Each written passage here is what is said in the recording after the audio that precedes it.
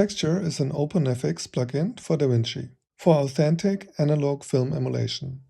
It combines 12 effects in a single plugin, arranged in the physical correct order, with each effect independently switchable. Every effect models a specific optical, photochemical, or physical characteristic of image formation. It is GPU-accelerated for real-time playback. Texture rebuilds the whole physical layer. It is the result of months of development and testing against real film. Let's start with film grain. Film grain reproduces the texture and tonal behavior of real film stock. It is non-repeating and multi-layered, reacts to exposure, and is embedded into the image luminance rather than laid on top.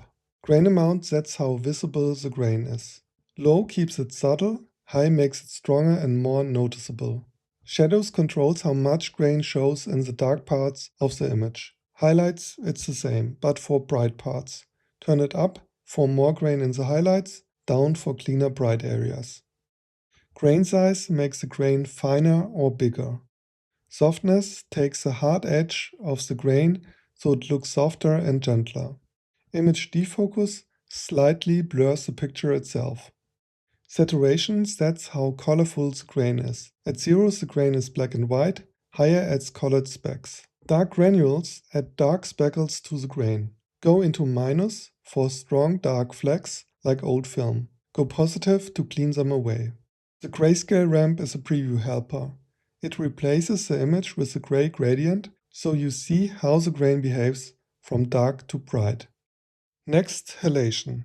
Halation is an effect where intense light passes through the emulsion, reflects off the base, and causes a faint secondary exposure. The result is a red-orange glow around bright sources and high contrast edges. Amount sets how strong the halation is. The size sets how big the glow is, how wide it spreads out from the bright areas. Bleed controls how quickly the glow fades as it spreads. It changes whether the bleed stays tight around the edges or reaches further out. Roll-off softens the outer edge of the glow so it fades away gently instead of ending in a hard ring. Saturation sets how strong the color of the glow is. You shift the color of the halation. Use it to push the halation more towards red or more towards orange and yellow. Next, bloom. Bloom recreates the veiling glare of real optics, where bright highlights scatter a soft glow into the surrounding areas. Size, amount, and highlight threshold sets the spread from a faint sheen to a strong glow.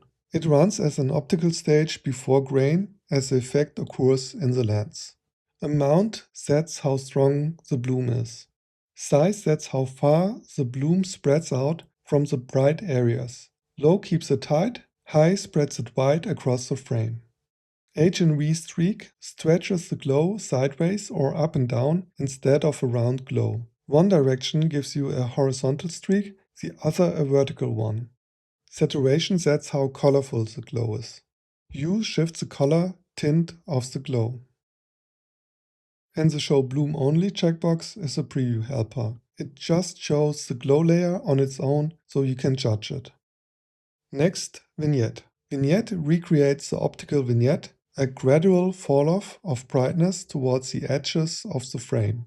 It can draw attention to the center or reproduce the tonal shading of older lenses. Size controls the size of the vignette. Fall-off controls how sharp or gradual the fade is from the bright center to the dark edges. Low is a soft, smooth fade, higher is a harder edge. Strength sets how dark the corners get. Border roundness changes the shape of the vignette, from a soft oval to a more rounded rectangle shape that follows the frame. Anamorphic stretch stretches the vignette wider or taller so it matches different aspect ratios. Horizontal offset moves the whole vignette left or right. Vertical offset moves the whole vignette up or down. Blend sets the overall opacity of the vignette. Next, edge blur. Edge blur softens the edges of the frame without the hard boundary of conventional mask.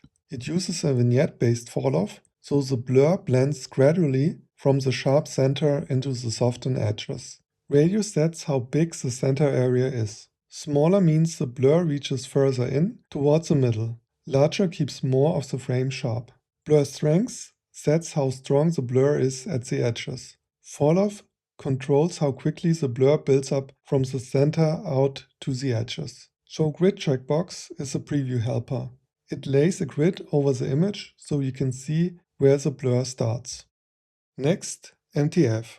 MTF controls how the image renders contrast at different levels of detail, which determines how sharp it looks. It works on several detail bands separately, so fine texture, larger structure and overall depth can be set independently. Color stays stable and edges stay clean. Fine detail controls the sharpness of the finest details, and coarse details the same for larger details. Radius sets the scale the sharpening works at, how wide the detail bands are. MTF checkbox is a preview helper. Next, Chromatic Aberration. Chromatic aberration simulates the color fringing that occurs when a lens cannot focus all wavelengths of light at the same point. Thin red, green or blue edges appear along high contrast transitions and grow stronger towards the edges of the frame. Red scale sets how far the red channel is pushed outwards. Same for green and blue. Edge amount sets how much the fringing it keeps to the edges of the frame, leaving the center clean. Fall-off controls how quickly the fringing grows from the center towards the edges. Smear smears the color fringe into a smooth streak. Turn it off for a sharper, more separated chromatic aberration effect. Show Grid checkbox is a preview helper. It shows a grid so you can see the color separation clearly. Next, Lens Distortion. Lens distortion recreates the geometric warping of camera lenses, which bends the image differently at the center than at the edges. Radial distortion bends the image outwards or inwards. Edge distortion adds extra bending that mostly affects the edges and corners for a more uneven lens-like curve. Scale image zooms the image in or out. Handy to zoom in a little so you don't see empty areas at the edges after distorting. The Show Grid is a preview helper. It's a grid overlay so you can see the distortion. Turn it off for normal use. Yellow background is also a preview helper. Puts a yellow background behind the image so the distorted edges are easy to see.